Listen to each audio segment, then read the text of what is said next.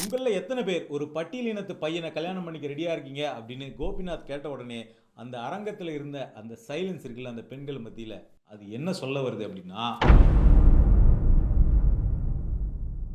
சமீபத்தில் நடந்த நீயா நானா நிகழ்ச்சி பல ஃபர்னிச்சர்களை உடைச்சி ஒரு முக்கியமான விவாதத்தை இந்த சமூகத்தில் உருவாக்கி இருக்கு. வழக்கம் போலவே ஆனால் இங்கே என்ன நடக்குது அப்படின்னு பார்த்தோம்னா, அந்த ஷோவில் பேசப்பட்ட விஷயங்கள்ல தப்பு இருந்ததுன்னா அது ஏன் தப்பு அப்படின்னு மாற்று கருத்து வைக்கிறதுக்கு பதிலாக என்ன பண்ண ஆரம்பிச்சிட்டாங்கன்னா, கோபிநாத்தை பிடிச்சி கடிச்சு வைக்க ஆரம்பிச்சிட்டாங்க ஒரு குரூப்.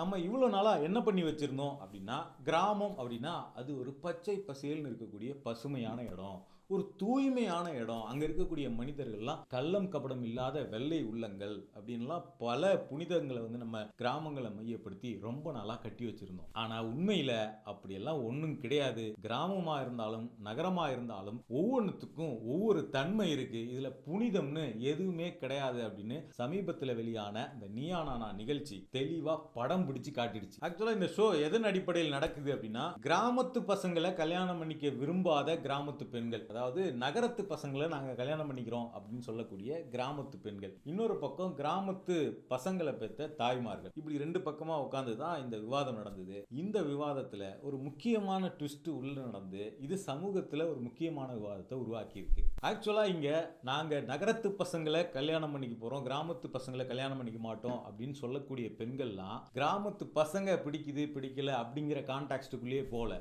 அவங்க எல்லாருமே கிராமத்து வாழ்க்கையை விட்டு வெளியேற விரும்புற பெண்களா இருக்கிறாங்க அப்படிங்கிறது தான் ரொம்ப முக்கியமானது. ஏன்னா அங்க பேசின யாருமே கிராமத்து பசங்க இப்படி இருப்பாங்க, கிராமத்து பசங்க நல்லவங்களா இருக்க மாட்டாங்க, இல்ல கிராமத்து பசங்க போர் அடிக்கிறவங்களா இருப்பாங்க, கிராமத்து பசங்க இப்படி இருப்பாங்க அப்படின்னு அந்த பசங்களை பத்தி குறை சொல்றது அப்படிங்கிறது பெருசா இல்லை. அவங்க எல்லாருமே கிராமத்து வாழ்க்கையிலிருந்து தப்பிச்சு நகரத்து வாழ்க்கைக்கு ஓட நினைக்கிறவங்களா இருக்கிறாங்கிறது தான் ரொம்ப முக்கியமானது.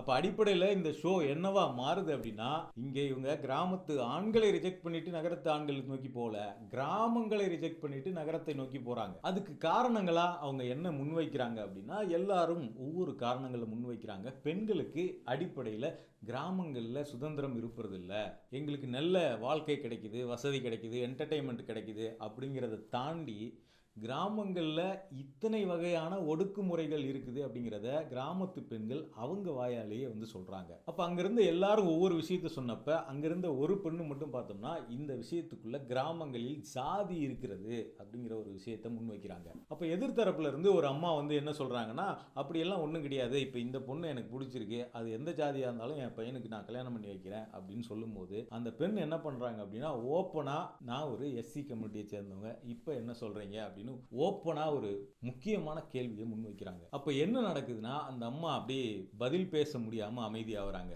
அப்போ அவங்க என்ன சொல்ல வராங்க அப்படின்னா, அவங்களுக்கு பின்னாடி ஒரு சமூகத்தினுடைய அழுத்தம் இருக்கிறது, என்னால் இந்த விஷயத்தில் தனிப்பட்ட முடிவாக எதையும் எடுக்க முடியாது அப்படிங்கிறத அவங்க சொல்கிறாங்க. அதாவது நான் ஒரு எஸ்சி அப்படின்னு அந்த பெண் சொன்ன உடனே அந்த அம்மா அமைதியானது இருக்குல்ல, அது இந்த சமூகத்தினுடைய அமைதி. அது வெறும் அந்த அம்மாவுடைய அமைதி தனிநபர் அமைதி மட்டுமே கிடையாது.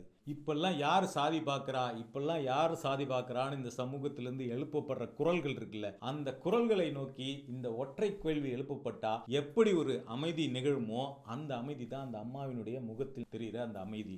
அதுக்கு அடுத்ததாக பார்த்தோம்னா இன்னொரு கேள்வி கோபிநாத்தால அங்கிருந்த கிராமத்தை விட்டு வெளியேற விரும்புகிற அந்த பெண்கள்கிட்ட வைக்கப்படுது. உங்களில் எத்தனை பேர் ஒரு பட்டியலின பையனை கல்யாணம் பண்ணிக்கிறதுக்கு தயாராக இருக்கீங்க அப்படிங்கிறது.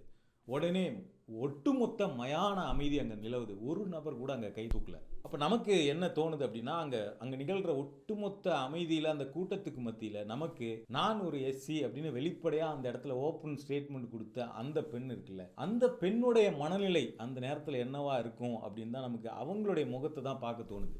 அப்போ இந்த சமூகத்தில் ஜாதி இல்லை, இப்போல்லாம் யார் ஜாதி பார்க்குறா, இப்போல்லாம் எல்லாம் மாறிடுச்சு அப்படின்னு நம்ம எவ்வளோ ஏமாற்றிக்கிட்டு இருக்கோம் அப்படிங்கிறதுக்கு இந்த பக்கம் இந்த அம்மாவினுடைய அமைதியும் அந்த பக்கம் அந்த பெண்களுடைய அமைதியும் வெட்ட வெளிச்சம் போட்டு காட்டுது. இப்போ அந்த இடத்துல கோபிநாத் என்ன பண்ணுறாருன்னா, அங்கேருந்த பெண்களை நோக்கி நீங்கள் கிராமத்தில் இருக்கக்கூடிய எல்லா விஷயங்களும் உங்கள் மேலே நிகழ்த்தப்படுற எல்லா அடக்குமுறைகளையும் உடைக்கணும், நீங்கள் சொல்கிற எதையுமே நாங்கள் கேட்க மாட்டோம், எங்களுக்கு பிடிச்சது தான் நாங்கள் செய்வோம் அப்படின்னு எல்லா விஷயமான அழுத்தங்களையும் உடைச்சிட்டு தான் வெளியே வரணும்னு நினைக்கிறீங்க. ஆனால் இந்த கேள்வி ஜாதி அப்படிங்கிற விஷயத்தில் மட்டும் ஏன் நீங்கள் அதை உடைச்சிட்டு வெளில வரணும் அப்படின்னு நினைக்க மாட்டீங்க அப்படின்னு கோபிநாத் எழுப்பக்கூடிய கேள்வி இருக்குல்ல, அடிப்படையில் அந்த கேள்வியை அந்த பெண்களை நோக்கி நம்ம கேட்க முடியுமா அப்படிங்கிறது முதல்ல முக்கியமானது.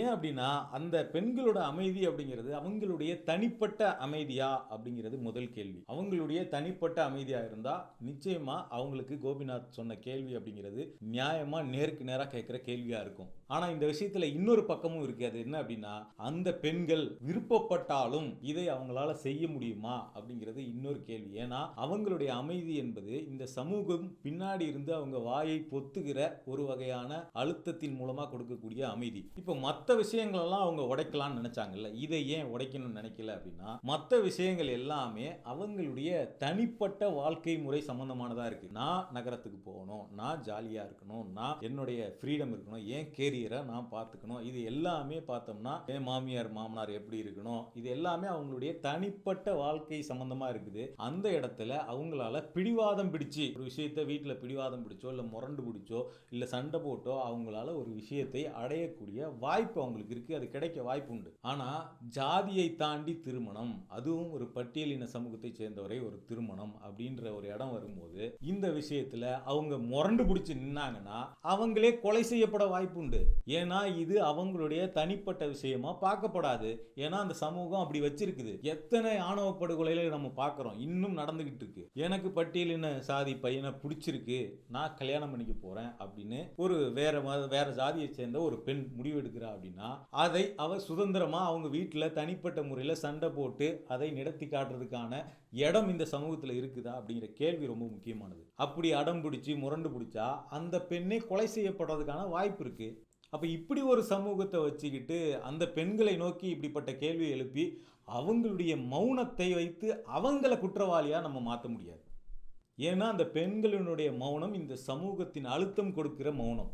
அப்ப இந்த இடத்துல குற்றவாளி அந்த பெண்களை அமைதியாக நிற்க வைத்து குற்றவாளிகளாக ஆக்கியது இந்த சமூகம். இந்த சமூகம் தான் இந்த இடத்துல குற்றவாளியா நிக்குது. இப்ப கோபிநாத் எழுப்பின அந்த கேள்வி இருக்குல்ல, அது தனிப்பட்ட முறையில அங்கிருந்து ஒவ்வொரு பெண்ணும் தங்களுக்குள்ள கேட்டுக்கொள்ள வேண்டிய கேள்வியா இருக்குது. ஆனா தனிப்பட்ட முறையில அவங்களால இதை உடைக்கிற வலிமை அவங்களுக்கு இருக்கா அப்படின்னு கேட்டா இல்லை அப்படிங்கிறது தான் உண்மை. அப்போ அவங்க மற்ற அழுத்தங்களெல்லாம் உடைக்க நினைக்கிறாங்க, மற்றதுலேருந்துலாம் வெளியில் வர நினைக்கிறாங்க அப்படின்னு சொல்கிறது இருக்குல்ல, அது அவங்க ஒரு புரட்சியை நோக்கி நான் வெளில வரேன், ஒரு மாற்றத்தை நோக்கி நான் வெளில வரேன், சமூகத்துக்காக நான் வெளில வரேன், சமூகத்தை திருத்த வெளியில் வரேன் அப்படின்லாம் சொல்லலை. அவங்க எல்லாருமே நினைக்கிற விஷயம் என்னென்னா, கிராமம் என்னை அழுத்தி வைத்திருக்கிறது, என்னை சுதந்திரமாக பறக்க விடாம ஒரு கூண்டுக்குள்ள பூட்டி வச்சிருக்காங்க கிராமத்தில், அந்த கூண்டை விட்டு நான் எஸ்கேப் ஆகணும், அதுக்கு நகரம் எனக்கு துணை செய்யும் அப்படின்னு நினைக்கிறாங்க. அப்போ அவங்க எல்லாருமே எஸ்கேபிசம், வெளியேறுதல், உடைத்து விட்டு விடுதலை பெறுதல், உடைத்து விட்டு வெளியேறுதல், வெளியே ஓடிடணும், உடைத்து விட்டு வெளியேறுதல்னு சொல்றதை விட தப்பிச்சு ஓடிடணும்னு நினைக்கிறாங்க. ஸோ தப்பிச்சு ஓடுறதுக்கு வழிகளை தேடுறது ஈஸி. ஆனால் அவங்க சமூகத்தை உடைச்சி, சமூகத்தில் இருக்கக்கூடிய அழுத்தங்களை உடைச்சி வெளியில் வரக்கூடிய, அதை எல்லாத்தையும் மாற்றக்கூடிய வலிமை அவங்களுக்கு இருக்கான்னு கேட்டால் நிச்சயமா இல்லை அப்படிங்கிறது தான் உண்மை. ஆனால் இன்னொரு பக்கம் கோபிநாத்தினுடைய கேள்வி இன்னொரு வெர்ஷனையும் நமக்குள்ள கிரியேட் பண்ணுது, ஒரு விவாதத்தை கிரியேட் பண்ணுது. அது என்ன அப்படின்னா, கிராமத்தை விட்டு வெளியே வரணும் அப்படின்னு நம்ம நினைக்கிறோம் அப்படின்னா மாடர்ன் லைஃப் அப்படிங்கிறதுக்காக மட்டும் வெளில வந்தால் போதாது, நம்மளுடைய மைண்ட் செட் அப்படிங்கிறது மாடர்னாக மாற வேண்டிய அவசியம் இருக்குது. நம்ம என்னதான் மாடர்ன் ட்ரெஸ் போட்டுக்கிட்டாலும், மாடர்னான அப்பார்ட்மெண்ட்டில் வாழ்ந்தாலும், இல்லை மாடர்னான சொசைட்டிக்குள்ளே நம்ம போகிறோம் அப்படின்னு நினச்சிக்கிட்டு இருந்தாலுமே நம்மளுடைய மைண்ட் செட் அப்படிங்கிறது இன்னும் பல 100 வருஷங்கள் பின்தங்கி தான் இருக்குது. அப்போ எல்லாரும் ஒட்டுமொத்தமாக அந்த பெண்கள்லாம் அமைதியாக இருந்தப்ப அந்த ஒற்றை பெண், நான் இந்த சாதியை சேர்ந்தவன், எனக்கு இந்த இடம் இருக்கா அப்படின்னு கேட்ட அந்த ஒற்றை பெண்ணுக்கு ஏற்பட்டிருக்கக்கூடிய அதிர்ச்சி இருக்குல்ல, அந்த அதிர்ச்சியை இப்பெல்லாம் யார் சாதி பார்க்குறா அப்படின்னு கேட்குறவங்களால நிச்சயமா புரிஞ்சிக்க முடியாது. ஏன்னா இப்பெல்லாம் யார் சாதி பார்க்குறான்னு கேட்குறவங்களுக்கு ஒரு ப்ரிவிலேஜ் இருக்கு. அடிப்படையிலேயே வலியை உணர்கிறவன், வலியை தினந்தோறும் ஃபேஸ் பண்ணுறவன் தான் அந்த வலிக்கான காரணம் என்ன அதை உடைக்கணும்னு நினைப்பான். வலியையே ஃபேஸ் பண்ணாமல் நம்ம இங்கே உட்காந்துக்கிட்டு இப்பெல்லாம் யார் ஜாதி பார்க்குறா அப்படின்னு கேட்டுக்கிட்டு இருக்கோம். அப்போ இதை கேட்குறவங்கெல்லாம் ஒரு ப்ரிவிலேஜில் இருந்துக்கிட்டு கேட்குறாங்க. ஆனால் ஜாதி இருக்கிறது அப்படின்னு சொல்கிறவங்க அந்த வலியை ஃபேஸ் பண்ணிக்கிட்டு சொல்லிக்கிட்டு இருக்காங்க. அதே மாதிரி அந்த பெண் அதுக்கப்புறம் பார்த்தோம்னா ஒரு பேட்டி ஒன்று கொடுத்துருக்காங்க யூடியூப்பில். அந்த பேட்டியில் பல முக்கியமான விஷயங்களை, இந்த சமூகத்தில் பலராலும் உணர முடியாத நுட்பமான விஷயங்களை ரொம்ப போற போக்குல சாதாரணமா அவங்க வந்து உடைச்சிருக்காங்க. இந்த சமூகத்துல ஜாதி என்னவா இருக்குது அப்படிங்கிறத ரொம்ப எளிமையா அவங்க வெளிப்படுத்தியிருக்காங்க. ஒருத்தர் உங்களை பார்த்து நீங்க உங்களுடைய ஊர் என்ன அப்படின்னு கேட்டா அவர் உங்க ஊரை மட்டும்தான் தெரிஞ்சுக்க கேட்பாரு அப்படிங்கிறதுக்கான அவசியம் இல்லை.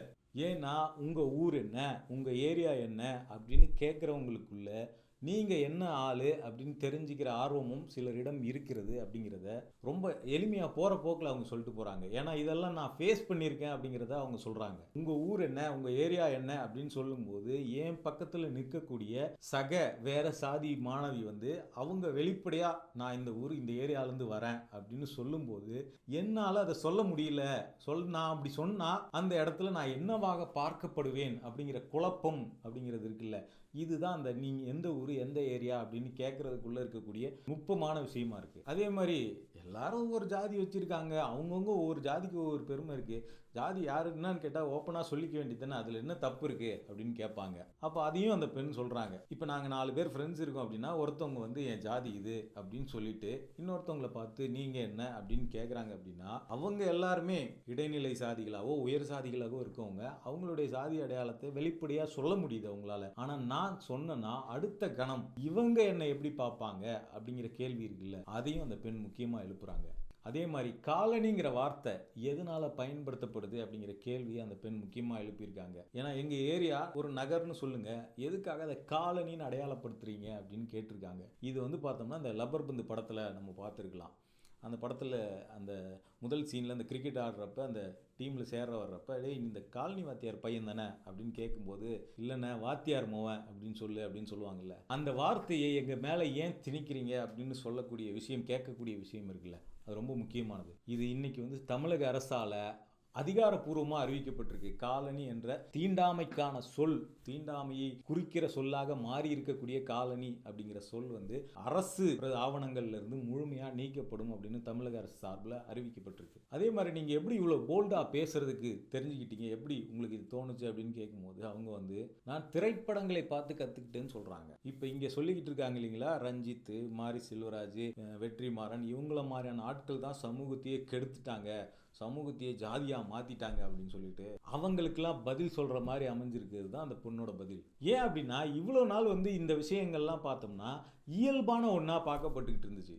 இதுதான் யதார்த்தம், இது யாரும் கேள்வி கேட்க முடியாது அப்படிங்கிற மாதிரி இருக்கிற இடத்துல நாங்கள் கேள்வி கேட்போம் அப்படின்னு திரைப்படங்கள் மூலமா ஒரு விஷயத்தை சமூகத்தின் இயல்பு நிலைக்கு எதிராக ஒரு கேள்வியை எழுப்புனது இருக்குல்ல, அந்த கேள்வி இன்னைக்கு பல இளைஞர்கள் பல பெண்களின் மத்தியில முக்கியமான கேள்வியா எழுந்திருக்கு. அதனுடைய வெளிப்பாடு தான் நீயா நானாவில் அந்த பெண் முன்வைத்திருக்கக்கூடிய அந்த வாதம்ங்கிறது.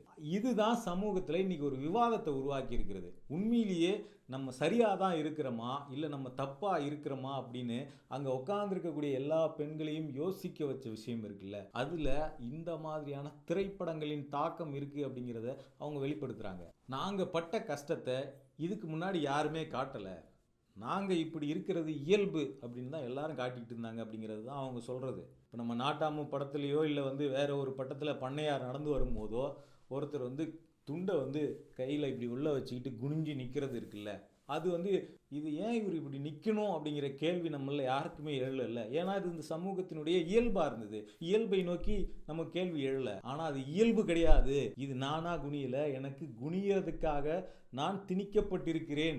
பல 100 வருடங்களாக தலைமுறையாக இந்த அவலம் எங்கள் மேலே திணிக்கப்பட்டிருக்குன்னு ஒருத்தர் சொல்லும் போது தான் ஆமாம் இல்லை இவர் நடந்து வரும்போது இவர் ஏன் குனிஞ்சு நிற்கணும் அப்படிங்கிற கேள்வி எழுதில்ல.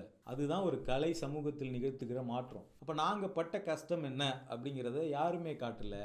ஆனால் நாங்கள் இப்படி தான் இருப்போம் அப்படின்னு எல்லாரும் காட்டியிருக்காங்க. சேரியில் இருக்கிறவங்கன்னா இப்படி தான் இருப்பாங்க, உழைக்கிற தொழிலாளிகள்னா இப்படி தான் இருப்பாங்க, தலித் மக்கள் குடியிருப்புனா இப்படி தான் இருக்கும், அவங்களுடைய கேரக்டர் இப்படி தான் இருக்கும், அடியாட்களாக வரவங்களாம் அவங்களா தான் இருப்பாங்க, வில்லனாக வரவங்களாம் அவங்களா தான் இருப்பாங்க, லுங்கி கட்டிக்கிட்டு அழுக்காக தான் அவங்களாம் இருப்பாங்க. இப்படி எத்தனையோ விதமான காட்சி அமைப்புகள் இத்தனை ஆண்டு கால தமிழ் சினிமாவில் இவங்க இப்படித்தான் இருப்பாங்க அப்படின்னு காட்டும்போது அது நமக்கு வந்து ஏன் இந்த சமூகத்தை இப்படி காட்டுறாங்க அப்படின்லாம் நமக்கு தோணவே இல்லை. ஏன்னா அது இயல்பு அப்படின்னு நமக்குள்ள புரிய வைக்கப்பட்டிருக்கு. அதே மாதிரி அவங்க இன்னொரு விஷயத்தையும் முன்வைக்கிறாங்க. அது என்ன அப்படின்னா, என்ன நீங்கள் மட்டும்தான் கஷ்டப்பட்டீங்களா, நாங்கள்லாம் கஷ்டப்படலையா அப்படின்னு சில கேட்குறவங்களும் இருக்கிறாங்க.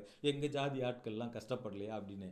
உண்மைதான், எல்லா ஜாதி ஆளுங்களும் கஷ்டப்பட்டிருக்காங்க அப்படிங்கிறத அவங்க சொல்லி என்ன சொல்றாங்கன்னா, நீங்க எல்லாருமே கஷ்டப்பட்டிருக்கீங்க, ஆனா அந்த கஷ்டத்தை நீங்க சொல்றதை விட உங்களுடைய பெருமையை சொல்றதை தான் முக்கியம்னு நினைக்கிறீங்க. ரொம்ப முக்கியமான விஷயம் இது. இப்போ ஒரு பிசி பட்டியல்லையோ எம்பிசி பட்டியல்லையோ இருக்கக்கூடிய ஒரு இடைநிலை ஜாதிகள் என்ன பண்றாங்கன்னா, நாங்கள் ஆண்ட ஜாதிகள், எங்களுக்கு இந்த பெருமை இருக்கிறது, நாங்க எல்லாரை விட பெரிய ஆளு, எங்களுக்கு கீழே தான் நீங்களாம் அப்படின்னு சொல்லிட்டு நாங்க பெருசு பெருசு பெருசு பெருசுன்னு எங்களுடைய பெருமையை காட்டுறோம் அப்படின்னு தான் நீங்க நினைக்கிறீங்களே தவிர, நாங்க இவ்வளோ கஷ்டப்பட்டிருக்கோம், எங்களுடைய வரலாறுல நாங்க இப்படிலாம் ஒடுக்கப்பட்டிருக்கோம்னு யாராவது நீங்க காட்டுறீங்களா, பேசுறீங்களா அப்படிங்கிற கேள்வி ரொம்ப முக்கியமான கேள்வி. இது ஜாதி ஒழிப்பு குறித்தான பார்வைக்கு இந்த கேள்வி ரொம்ப முக்கியமானது. பிசினா பேக்வேர்டு காஸ்ட், எம்பிசினா மோஸ்ட் பேக்வேர்டு காஸ்ட். அப்ப நாம ஏன் பேக்வேர்டா இருக்கிறோம், நாம ஏன் மோஸ்ட் பேக்வேர்டா இருக்கிறோம், அப்ப நமக்கு மேல இருக்கிறவங்க யாரு, அப்ப நம்மளோட இந்த மாதிரி நிலைமைக்கு நம்மளை தள்ளுனது அது எது, எந்த காரணத்தினால் நம்ம இப்படி இருக்கோம் அப்படிங்கிற கேள்வியை நோக்கின படங்கள் இடைநிலை சாதி இயக்குனர்கள்ட்ட இருந்து இது வரைக்கும் வந்திருக்கா? ஏன்னா சாதி பெருமை பத்தின பேசுற படங்கள் வரும்போது தான் அது கேள்வி வருது. அப்ப நாங்கள் இவ்வளவு கஷ்டப்பட்டு இருக்கிறோம் அப்படின்னு ஒரு இடைநிலை சாதியை சேர்ந்த ஒரு குரூப் படம் எடுத்ததுன்னா அதை யாரும் கேள்வி எழுப்ப போறது இல்லைங்க. அப்போ ஒரு கமர்ஷியலான ஒரு நிகழ்ச்சிக்கு உள்ள ஒரு மிக முக்கியமான விவாதம், இந்த சமூகத்துக்கு தேவையான ஒரு விவாதம் அது. அந்த விவாதம் இன்னைக்கு சமூகத்தில் உருவாக்கப்பட்டிருக்கு. அந்த வகையில் இந்த வாரத்தில் வந்த ஒரு நீனானா நிகழ்ச்சியும் அதை கோபிநாத் ஒருங்கிணைத்த விதமும் ரொம்ப ரொம்ப பாராட்டப்பட வேண்டியது. இந்த வகையில் கோபிநாத்துக்கு எதிராக கடிச்சு வைக்கிற குரூப் தயவு செஞ்சு கடிச்சு வைக்கிறதுக்கு பதிலாக அந்த விஷயத்தில் சொன்னதில் சரியான பாயிண்ட் இருக்கா, தப்பான பாயிண்ட் இருக்கா, தப்புனா எதனால தப்பு, சரினா எதனால சரின்னு யோசிச்சு விவாதம் பண்ணுங்க. அதுதான் ரொம்ப முக்கியமானது. தொடர்ச்சியாக இந்த மாதிரியான தகவல்களை தெரிஞ்சுக்க யூடர்னை சப்ஸ்கிரைப் பண்ணுங்க.